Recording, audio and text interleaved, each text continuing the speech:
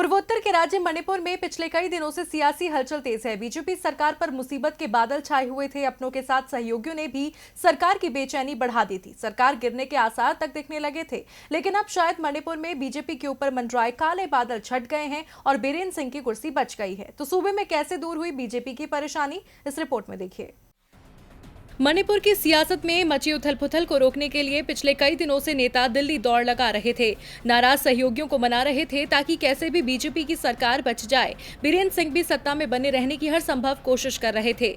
वहीं अब ये कोशिश रंगलाती नजर आ रही है। मणिपुर में बीजेपी सरकार पर छाए काले बादल छट गए हैं। नेशनल पीपुल्स पार्टी यानी एनपीपी के अध्यक्ष और मेघालय के मुख्यमंत्री कोनराड संगमा ने गृह मंत्री अमित शाह से मुलाकात की, जिसके बाद मणिपुर में अपनी सरकार को स्थिर रखने के लिए बीजेपी ने एक बार फिर क्षेत्रीय दलों का समर्थन हासिल कर लिया। आपको बता दें, मणिपुर में मुख्यमंत्री एन बीरेन सिंह के नेतृत्व वाली सरकार एनपीपी के 4 और बीजेपी के 3 बागी विधायकों के समर्थन वापस लेने के बाद मुश्किल में घिर गई थी। बीजेपी को मुसीबत से निकालने वाले और नॉर्थ ईस्ट डेमोक्रेटिक अलायंस के संयोजक हेमंत बिस्वा शर्मा एनपीपी के मंत्रिमंडल को शाह से मिलवाने लेकर गए। एनडीए में बीजेपी और पूर्वोत्तर के उसके सहयोगी दल शामिल हैं।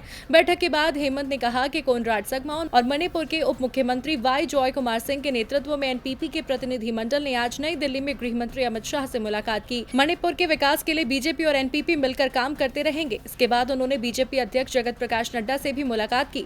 एनपीपी और अन्य असंतुष्ट विधायक बीरेन सिंह को हटाने की मांग कर रहे हैं। पार्टी के पूर्वोत्तर मामलों के प्रभारी और महासचिव राम माधव ने इम्फाल में जोर देकर कहा कि ये मुझसे जान लीजिए, हम 2022 तक स्थिर हैं। बीरेन सिंह ने भी इस मामले को ज्यादा तवज्जो नहीं देने की बात कहते हुए कहा कि ये एक पारिवारिक मामला है। आपको बता दें, बीजेपी ने 2017 के विधानसभा चुनाव के बाद क्षेत्रीय संगठन एनपीपी और अन्य के साथ मिलकर राज्य में गठबंधन सरकार बनाई थी, लेकिन इस 17 जून को राज्यसभा चुनाव से ठीक पहले मणिपुर बीजेपी के 3 विधायकों ने त्यागपत्र देकर कांग्रेस का दामन थाम लिया था।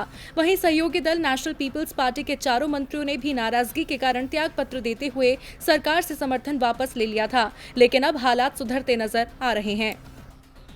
डीबी लाइव की रिपोर्ट।